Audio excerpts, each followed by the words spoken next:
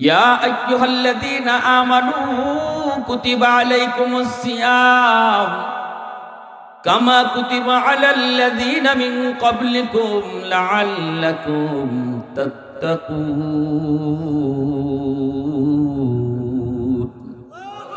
আল্লাহ পাক রব্বুল আলামিন কয়, ঈমানওয়ালারা শোনো, আমি আল্লাহ তোমাদের জন্য রমজান মাসে রোজাকে ফরজ করেছি। পূর্বেকার মানুষের জন্য এইভাবে রোজা ফরজ ছিল, তোমাদের জন্য একাই কষ্টটা আমি আল্লাহ দেইনি। তোমাদের আগে অনেক উম্মতের জন্য রোজা ফরজ ছিল। অতএব বান্দা শুন, এই কষ্টটা শুধু তোমার একা নয়। স্কুলে যদি একজন স্যারে কানো দাঁড় করায় রাখে তাহলে তার জন্য এটা বিশাল কষ্ট। কিন্তু যদি সে দেখে 10 জন কানো ধরাইছে, এর ভিতরে সে একজন, তখন খালি মুচকি আসে, তখন আর কষ্ট লাগে না। কিন্তু একলা যদি হের বেঞ্চ উঠাইয়া খানে দোড়ায়, তেলে এর সেরা লাল শরমে। কিন্তু 10 জন যদি একসাথে হয়, তখন আমার যে তাল হেরারও তো তালুই, ঠিক না?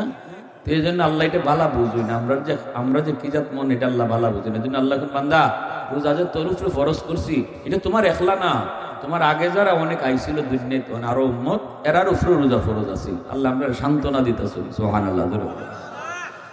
এইবার যদি আমি আল্লাহকে জিজ্ঞেস করি, মালিক, সকাল থেকে সন্ধ্যা পর্যন্ত আমারে তুমি না খাওয়ায় রাখছো, রোজা রাখার কথা কইয়া লাভটা কি আমার? সারাদিন না খেয়ে থাকার লাভটা কি? আল্লাহ পাক কয়, লাআল্লাকুম তাত্তাকুন। ও বান্দা, তুমি যদি রমজানের রোজা রাখো, না খেয়ে থাকো, ফায়দা হলো তুমি নিজে মুত্তাকি হয়ে যাবা। মুত্তাকি হওয়ার অর্থ হলো তুমি আমার বন্ধু হয়ে যাবা।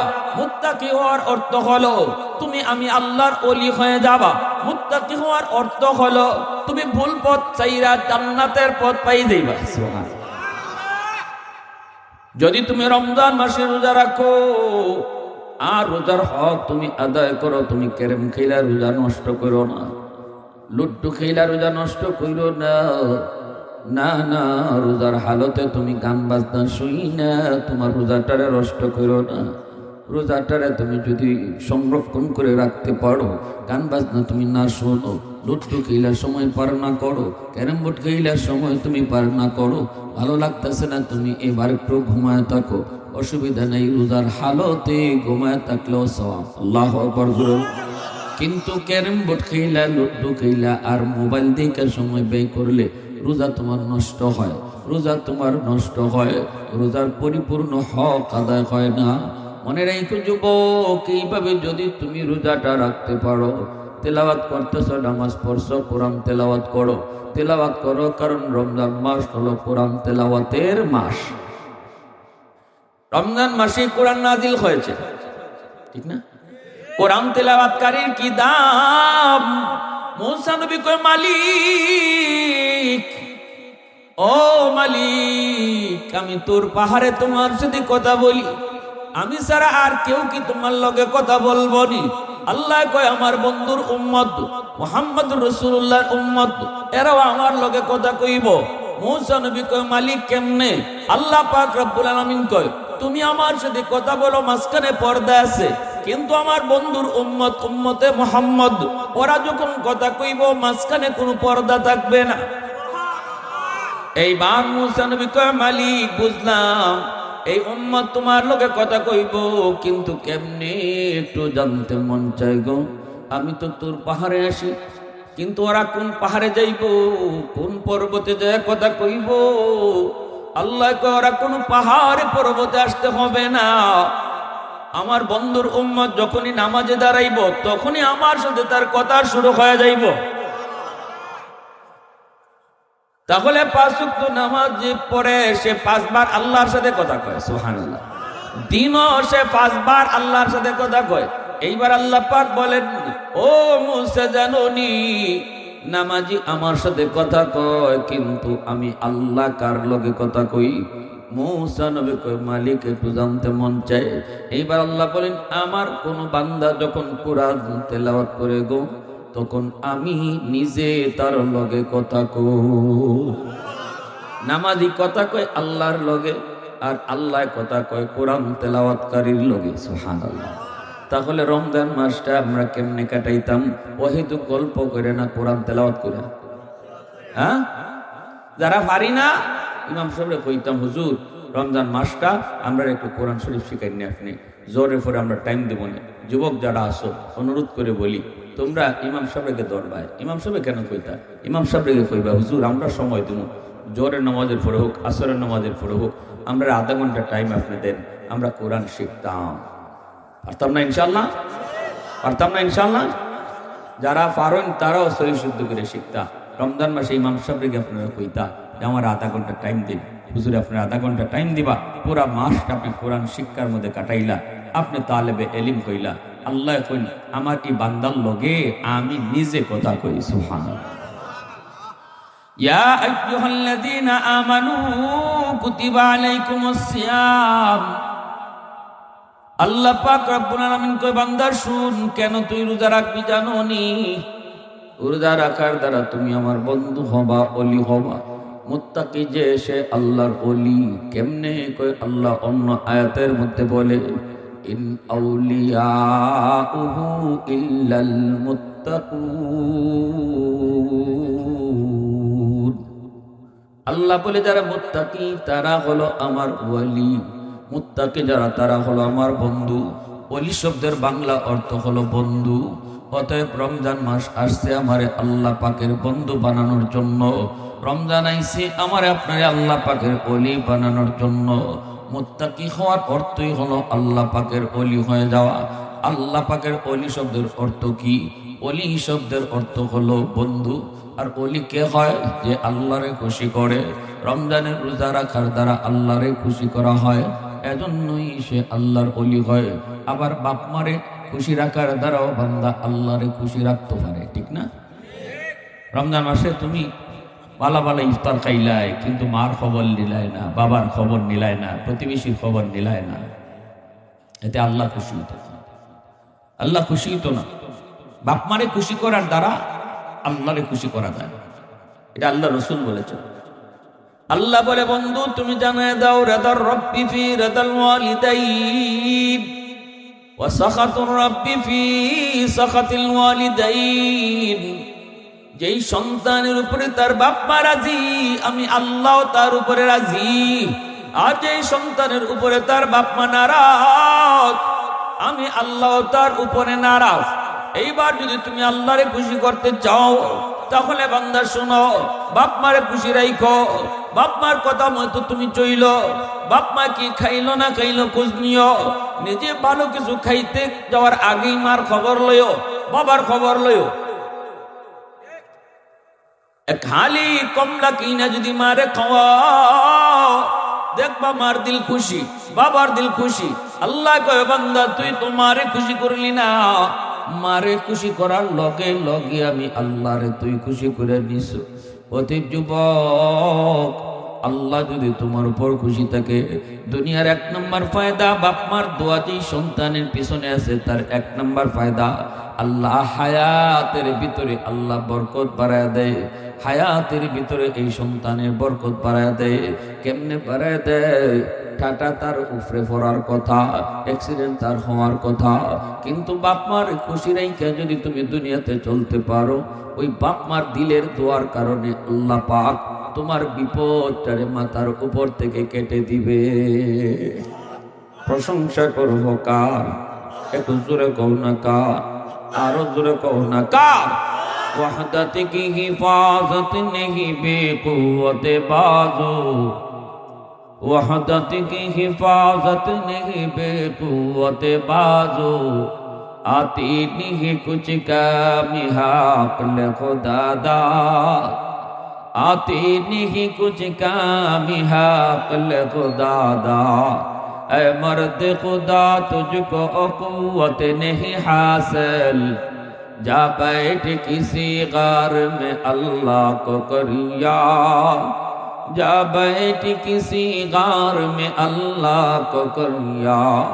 ये सच है कि बातिल की तरफ दार नहीं गम, गद्दार न समझो गम गद्दार नहीं। हाँ फूलों की तरह नरम मिजाज अपना है नजर हम तीर नहीं नेज़ा व तलवार नहीं हाँ हम तीर नहीं नेज़ा व तलवार नहीं हाँ आवाज देखो ना अल्लाहु আকবার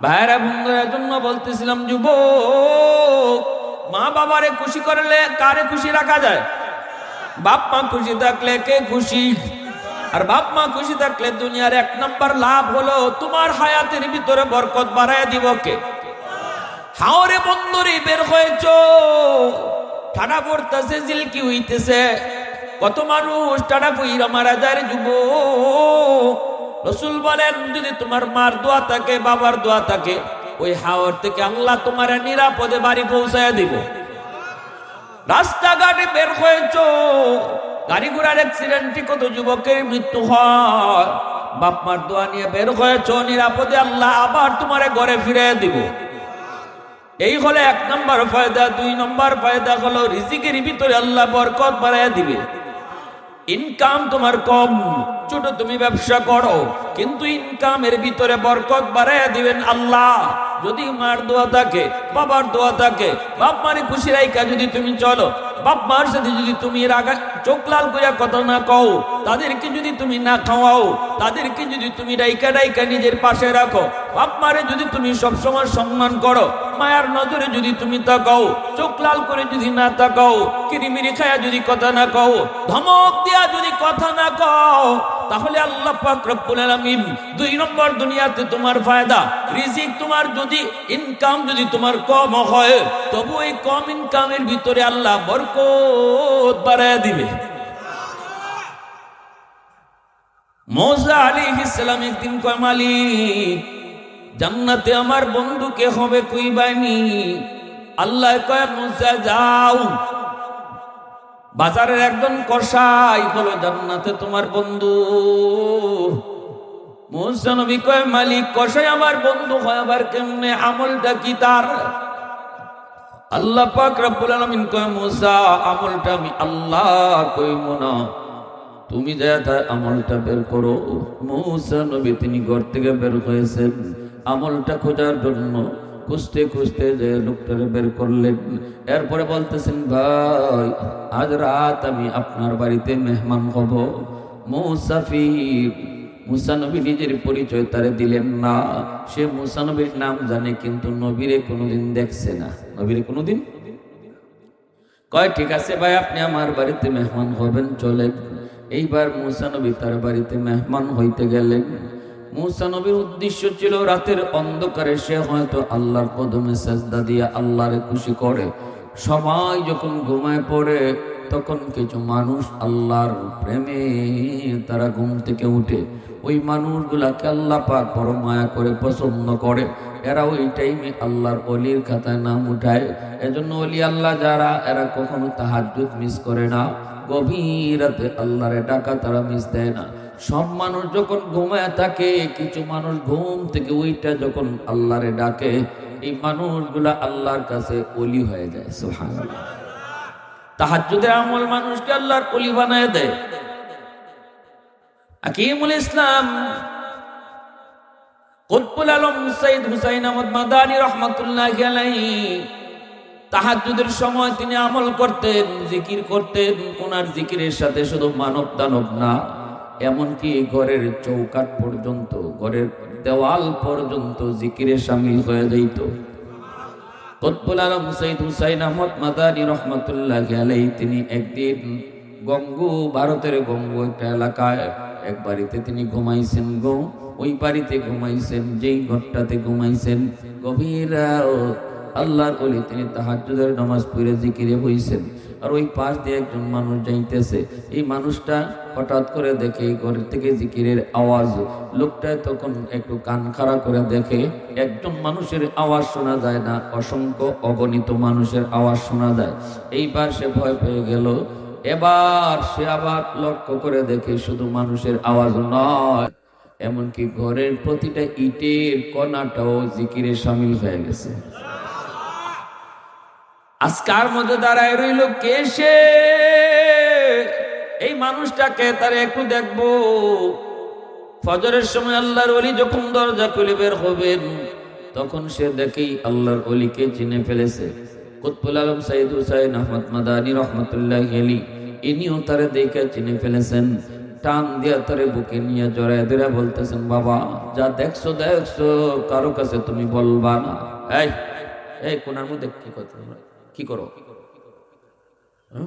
ওয়াজ শুনলে শোনো, কিন্তু বাড়তি কোনো কাজ করো না। একটু মনোযোগ আমার দিকে দাও। আর কত কত করবা, আর একটু মনোযোগ আমার দিকে দাও। দুই একটা কথা একটু লইয়ে যাও। রমজান আইছে, মানুষ তখন বুড়া হওয়ার টাইম পায় না, জোয়ানরাও তো মরতাছে বেশি, ঠিক না? নিজরে করো তে আর কে তো এত অহংকার কে? আর কত সময় চাইবা যে না ফরমুনে নামাজ ওয়াজ হরমুনে, জীবনে বহু টাইম আছে। টাইম নেই, টাইম নেই, টাইম নেই। আজরাইল যুবকের পিছনেই ঘুরতেছে বেশি। ঘুমাইলে আর ঘুম থেকে উঠে না, ঘর থেকে বাইরিলে আর ঘরে ফিরে না, ঠিক কিনা? এটাই তো প্রতিদিনের খবর। ঘর থেকে বাইরিলে আর ঘরে ফিরে না, বাপ মার কাছে আর ফিরে আসে না, ঘুমাই থাকলে আর ঘুম থেকে উঠে না, জীবনের শেষ ঘুম হয়ে যায়। আমার মসজিদের পাশে একজন ওই সেলাই কাজ করে, সেলাই মেশিনে কাজ করে, দর্জি। ঈদের রাত, চাঁদনি রাত, সানরাইজ, সারা রাত সেলাই করছে। ফজরের সময় মানুষ গেছে কাপড় আনতো, গিয়া দেখে দরজা খোলে না।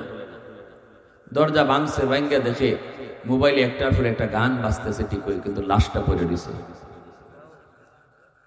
দর্জির কাজ করছে আর গান শুনছে, লাশটা পড়ে দিছে। এ কি জানতো যে সেলাই করা অবস্থায় তার মরণ আসবে? জানতো না। সেলাই করা অবস্থায় সেলাই মেশিনের মধ্যে পড়ে দিছে। এই জন্য কিসের অহংকার আর কিসের সময় তোমার সামনে? যে যুবক বা যে মানুষটা গুনাহ শুনতে শুনতে বা গুনাহ করতে করতে মরে, সে বেঈমান হয়ে মরে। কারণ গুনাহ করা অবস্থায় ইমানদারের ইমান সাথে থাকে না, গান শোনা অবস্থায় ইমান সাথে থাকবে না। তুমি ঘুমানোর সময় কানে ইয়ারফোন লাগে ঘুমাইতেছো, গান শুই না, এই ঘুমটাই যদি জীবনের শেষ ঘুম হয়, তাহলে তুমি বেঈমান হয়ে মরবে, তোমার সাথে ইমান যাবে না। কারণ গান শোনা অবস্থায় ইমান সাথে থাকে না, ছবি দেখা অবস্থায় ইমান সাথে থাকবে না, খারাপ ছবি দেখা অবস্থায় ইমান সাথে থাকবে না। যদি মরণ হয় টাইমে, বেঈমান হয়ে মরবা, জীবনে কোনোদিন জান্নাত পাবা না, পরকালে তুমি চিরকাল জাহান্নামেই থাকবা, ইমান সাথে থাকবে। আর যদি আল্লাহ ঘুমাইতেছি না, তোমার নামে মরতেছি, যেটা দোয়া করি আল্লাহ আম্মা বিসমিকা আমুতু আহিয়া, এটা অর্থ হলো আল্লাহ আমি তো ঘুমাই না, মরতেছি তোমার নামে। এই মানুষটা যদি মরেও যায় ঘুমের মধ্যে, তাহলে আল্লাহর নামে ঘুমানোর কারণে তার মরতে দেরি, জান্নাতে যাইতে দেরি নাই। এজন্য আমার ভাইরা বন্ধুরা, যুবক খেয়াল করে মনোযোগ দিয়ে শোনো। মুসা নবী বলতেছেন, ওই যে বলতেছিলাম কুতবুল আলম সাইদ হুসাইন আহমদ মাদানী রহমতুল্লাহি আলাইহি, লোকটার বুকের সাথে বুক জড়ায় বলতেছেন, বাবা যা দেখছো দেখছো, কারো কাছে বইল না। কারণ খাঁটি আল্লাহর ওলিরা নিজেদের কারামত কাউরে কয় না, কেউ দেখলে এটা কইতেও নিষেধ করে। এটা হলো খাঁটি আল্লাহওয়ালাদের চিনার আলামত। আর ভেজাল যা আছে দেখবেন খালি অ্যাডভার্টাইজ লাগায়, খালি অ্যাডভার্টাইজ। খাঁটি আল্লাহওয়ালাদের কোনো অ্যাডভার্টাইজ নাই, ঠিক কিনা? কিন্তু এই লোকটা কয়, আমি এরপর থেকে আল্লাহর ওলির প্রতি আমার এত মহব্বত, এত ভালোবাসা বেড়ে গেল, আমি তার এত বড় আশিক, এখন তারে আমি যদি বিভিন্ন মাহফিলে যাই, তার ওয়াজ শুনি, ওয়াজ শোনার পরে যদি তার সাথে বুক না মিলাই, তাহলে আমার ভিতরে আগুন জ্বলে। আমি তার এত পাগল হইছি, এত দেওয়া। কিন্তু আমি হুজুরের কাছে যাইমু কি কইরা? আলেমুল আমা হুজুরের চতুর্দিকে তাকে, আমি সাধারণ একজন মানুষ, কেমন করে হুজুরের কাছে যাব, কেমন করে বুক মিলাবো, কোনো বুদ্ধি পাই না। এজন্য হুজুরকে দেখে আমি দূর থেকে হাত উঠে কইতাম, হুজুর বাতা দেউঙ্গা। কইতাম কি? হুজুর বাতা দেউঙ্গা, কয়া দিব। যেই খালি কইতাম কয়া দিব, সাধারণ মানুষ আমার দিকে তারা চাইতো, কিরে এই কিতা কয় হুজুরের, কিতা কই দিব। আর হুজুরের সাথে সাথে মানুষের সব ধাক্কায় সরাইয়া দৌড়ায় তার কাছে আসতেন। আইসের বুকের সাথে বুক মিলাই কইতেন, নেহি বাতাও না, কইও না, কইও না। বুকের সাথে বুক মিলাইতেন। তখনই লোকটা কয়, যখনই হুজুর আমার সাথে বুক মিলাইতেন তখনই আমার ভিতরে যে আগুন জ্বলতেছিল সেটা নিভত। আল্লাহু আকবার। সাধারণ মানুষ আমাকে জিজ্ঞেস করতো, রে ভাই তুই কি কয়ে দিবি? কইতাম না। মানুষে কই কিতা তুই কয়ে দিবি? কইতাম না।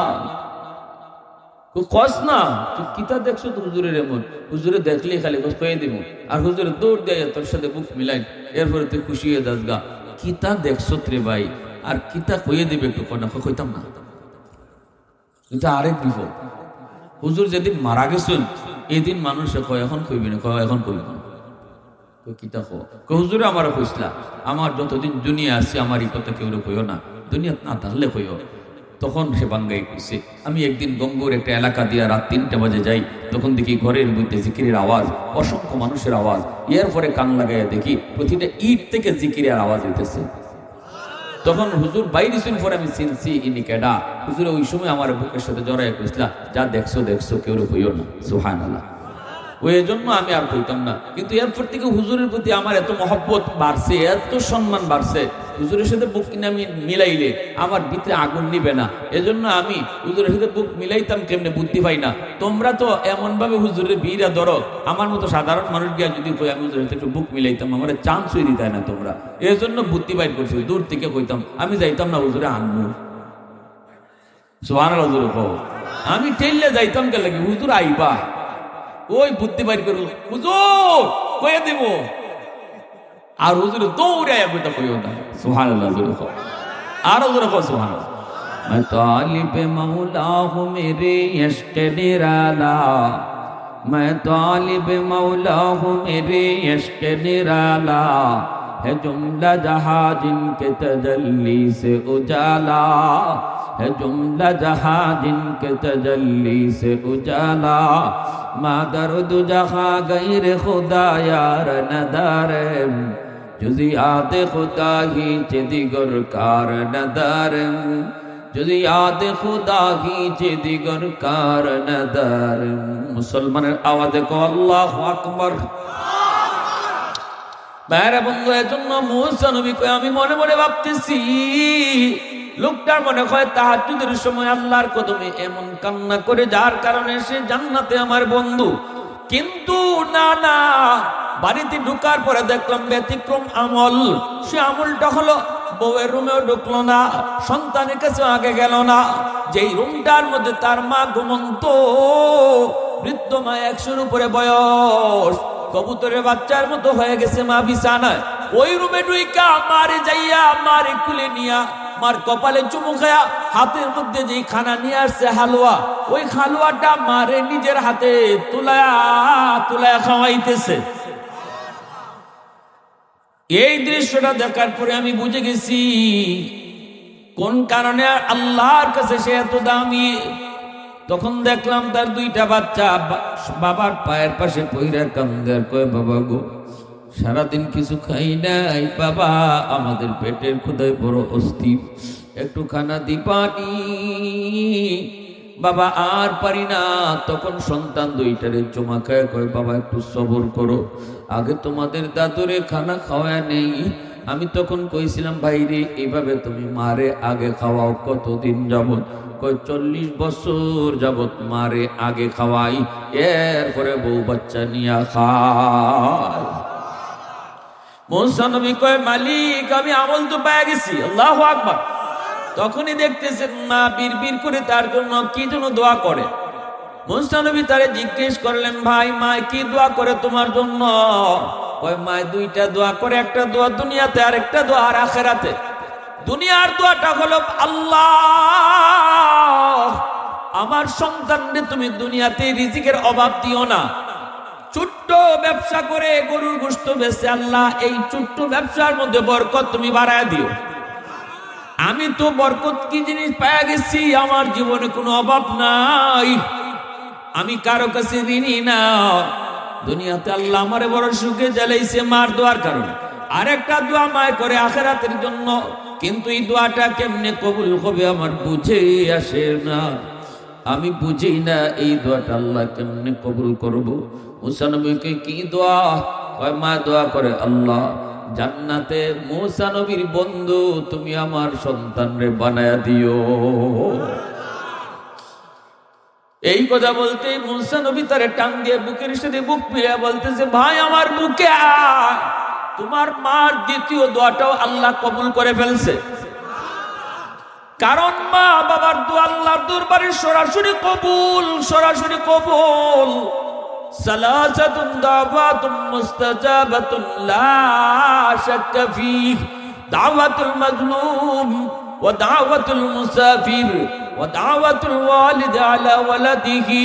তিন ব্যক্তির দোয়া কবুল, তিন ব্যক্তির বদদোয়া কবুল। মুসাফিরের দোয়া এবং বদদোয়া, মজলুমের দোয়া বদদোয়া, বাপ মার দোয়া এবং বদদোয়া দুটোটা আল্লাহর কাছে সরাসরি কবুল। এজন্য আব্দুল কাদের জিলানী যদি তোমার ঘরে আসে যুবক,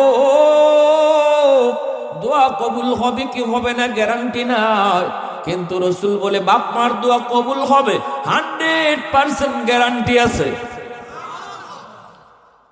এজন্য শুনো, পীরের দরবারে গরু লইয়া যাইবা, হাতি লইয়া যাও, অসুবিধা নাই। পীর যদি আল্লাহ ওয়ালা হয় তাহলে আমরা বাধা দেই না, কিন্তু পীর সাহেব খুশি হলে আল্লাহ খুশি, হাদিস পাই নাই। পীরের দোয়া 100% কবুল এমন কোন হাদিস পাই নাই, কিন্তু মা বাবার দোয়া 100% কবুল এমন হাদিস আমার রাসূল কইছে। সুবহানাল্লাহ, জোরে কও। তাহলে বাপ মারে খুশি রাইকা বাপ মার দোয়া নেওয়ার দরকার আছে নি না নাই? আরো জোরে কও, আছে নি না নাই? ভাইরা বন্ধুরা এবার আসেন, তাহলে কি বুঝলাম? বাপ মারে খুশি রাইকে যদি চলো তাহলে দুইটা ফায়দা কইলাম। 1 নাম্বার হায়াতের ভিতরে বরকত, 2 নাম্বার রিজিকের মধ্যে আল্লাহ বরকত বাড়ায় দিবে। 3 নাম্বার ফায়দা হলো বাপ মারে যদি খুশি রেখে চলো তাহলে তোমার সন্তানকে আল্লাহ পাক তোমার মতোই আদর্শবান বানাবে। তুমি যেমন বাপ মারে তুমি খুশি রেখে চলো, তোমার সন্তানও তোমাকে খুশি রেখে চলবে। তুমি যেইভাবে বাপ মার সেবা করো তোমার সন্তানও তোমার সেবা করবে। 4 নাম্বার ফজিলত হলো তুমি যদি বাপ মারে খুশি রেখে চলো, বাপ মার দোয়া নিয়ে চলো, তাহলে দিন দিন আল্লাহ তোমার সম্মানের চেয়ারে বসাইব।